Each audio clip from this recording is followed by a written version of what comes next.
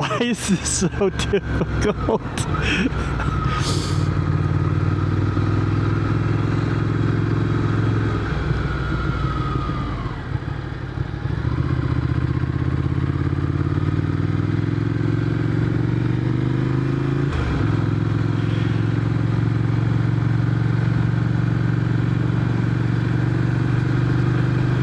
Good morning, this is Brad.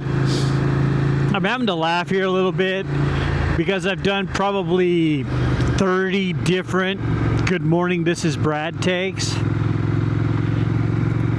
I'm starting to realize that doing this motovlog thing, especially at the beginning of this journey, is difficult to say the very least. I have a really hard time trying to decide what I'm gonna say. I mean, the introduction to myself that is supposed to be this video is dead simple. I mean, it was going to be, hey, these are my interests. Why am I doing this moto vlog? What can you expect from this vlog? And that was pretty much it. And I realized while I was doing this yesterday, I had a ton of dead space, which, you know, is normal, it's no big deal. I'm just riding, I'm still having fun. And then I also had this terrible sound quality. And then I realized about, I don't know, 3/4 of the way through the journey that I had my mic up near the temple inside my helmet. So I had intended to go back and do some editing. I'm at least gonna do that, and then find where I actually was speaking, and then from there just cut into that. That way there's not a ton of dead space. Get rid of some of the uhs and the ums and the so's. But what wound up happening is my motorcycle sound was just as loud as my voice. So you could barely hear me. You could hear me if you had it turned up really loud, but you could barely hear me. So I decided I'm gonna go out this morning, take a little less traveled road as a car passes, and then also I could concentrate maybe a little bit more and not have to worry about somebody behind me wanting to pass me on a curve doing 50 or 60. So now I'm out here on this road, and hopefully I can get some of what I wanted to talk about across. So, like I said in the beginning, my name is Brad. My interests: outdoors type activities, hiking, camping, traveling. I did a ton of that. Did a lot of jeeping when I was younger. So I do really love being outdoors. So motorcycling was, I'd say, a pretty logical step. I did ride motorcycles when I was in the early 90s. My first motorcycle was a Suzuki GS 500E. I got 1991, maybe 92. One of those two. That's been a little bit of time ago while I was in the Army. So that motorcycle was a ton of fun. I rode it while I was in Texas. I did the normal hooligan type of riding. Felt pretty comfortable, a lot younger, a lot dumber for sure when it came to that kind of stuff.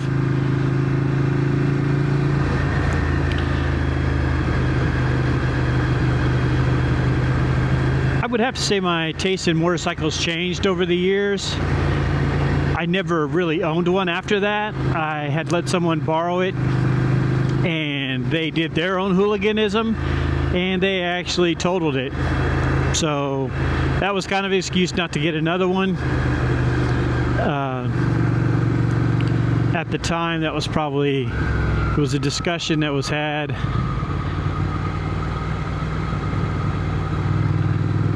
that I probably shouldn't have one. So I gave in to that discussion and I just didn't buy another bike. I don't really have a ton of regrets about that.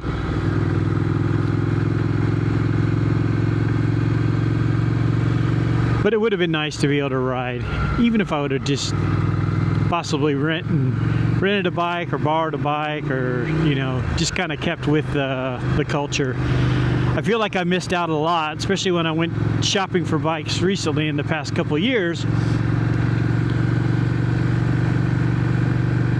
Bike technology has changed considerably since, obviously, 1992. As most of you know,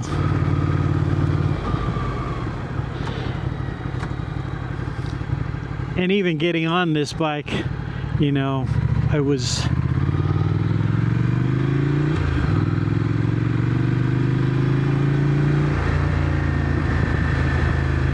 I felt like I could ride a little bit easier.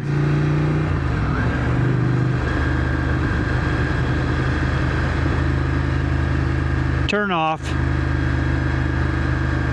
radio off.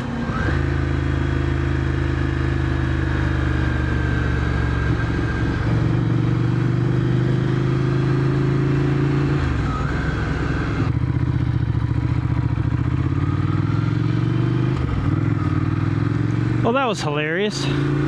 So I do have a Cardo, and the radio came on for some reason. And if any of you have a Cardo, you know that there's like 7,000 different things that you can do with it. And one of the things that I did not know how to do was turn it off. So I had to stop, look it up, and turn it off. So that's a little less annoying now.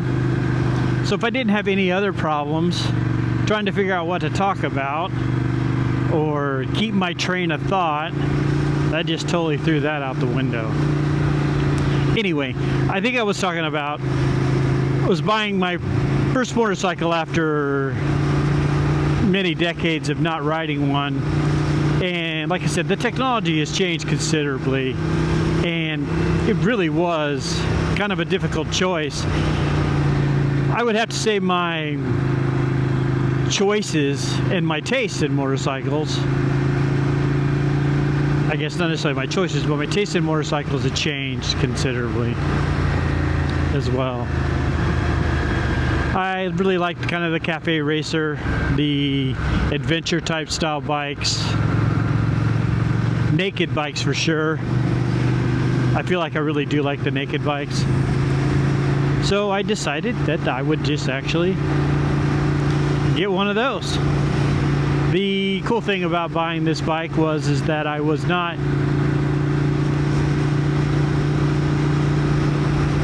really eager to buy one. I did want one, but I didn't have that attitude where I'm like, okay, I'm gonna go looking for bikes on a Friday, and the first two bikes I look at, I'm gonna buy one of them and then pick it up the next day and go home. I actually just was under the assumption that I would say, hey, I'd like to have that bike. How much is it? This is what I want to pay for it. And if it didn't work out, it didn't work out. I didn't really care. I was like, okay, well, I guess, I've not had one for so long. Don't necessarily know what I'm missing. I can kind of guess what I'm missing, but I don't necessarily know for sure what I'm missing.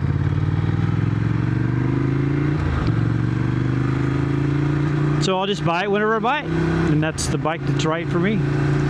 This Ducati Scrambler came up at a dealership that sold KTM's and I believe Kawasaki's there as well. So I decided, hey, look, this is the only Ducati there. I could probably offer them whatever I thought was a fair price for the bike, and I did, and they said no, and then I said, okay, no problem.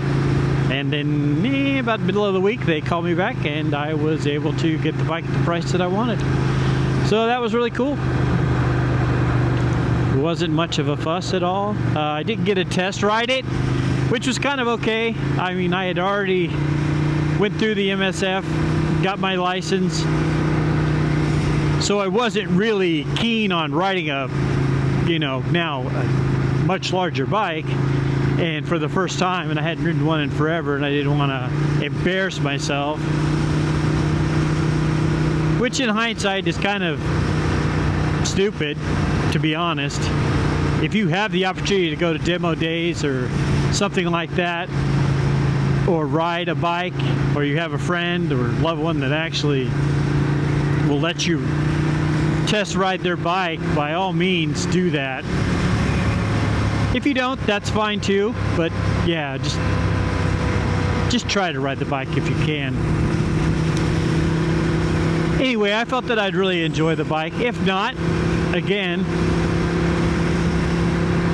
I'm at an age where I could probably just buy the bike. If I don't like it, keep it for a while, get a little bit better on it, ride it, and then sell it, and then possibly have a better idea of what type of bike I do like riding.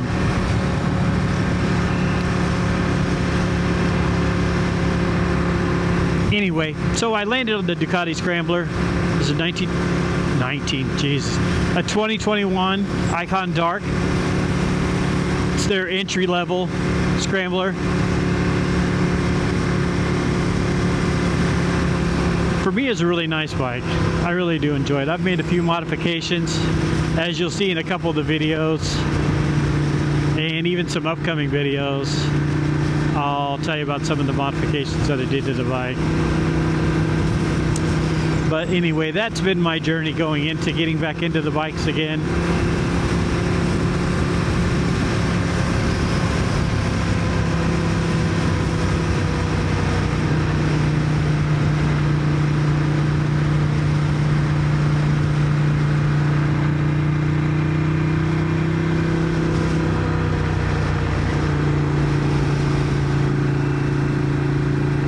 So I've already talked about some of my interests, so a lot of things were outdoors related: hiking, running, camping, traveling, things like that. I also do read a lot, and I have a more than passing interest in cybersecurity, so that is also something that I do a good deal of.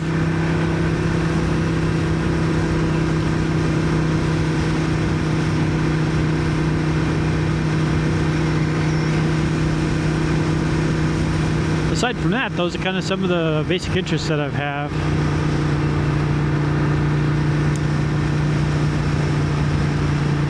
One of the reasons why I wanted to start this vlog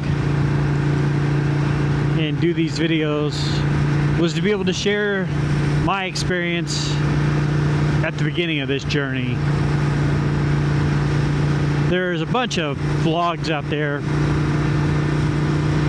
Motorcyclists have been doing it for a long time. Hundreds of thousands of followers, millions of followers, tons and tons of hours of content.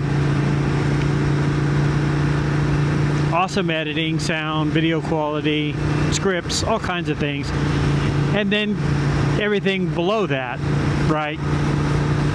So everybody had to start somewhere, and obviously I'm starting somewhere. And that somewhere is here.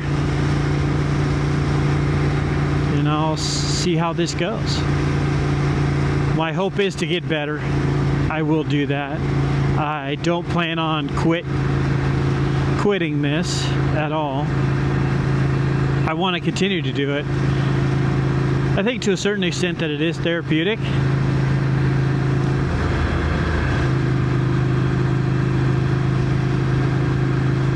It's a lot of things in the world to think about and deal with every day, and it'd be nice to do some of these things on a motorcycle and tell people about it, and hopefully others can glean something from it. If it's an install or something that I do on the bike and how to, hopefully somebody gets something out of it. I will engage with people if they interact with the channel, whether it's on YouTube or on Instagram.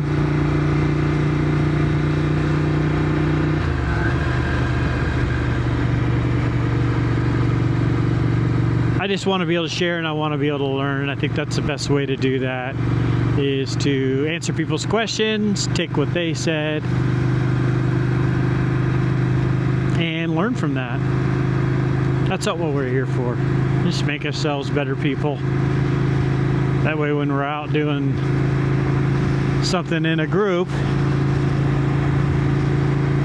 we're just better to each other. I think that's a huge positive. So I will post on a regular cadence. And like I said, hopefully I'll get better at doing this. So if you made it through this far of the video, hopefully it's not too terrible and you learned a little bit about me, and you see that I'm obviously going to make a few mistakes and a few stumbles. But hey, it is what it is, and we will hopefully do some of this stuff together. I hope you enjoyed this, and I hope you guys have a great day. Cheers.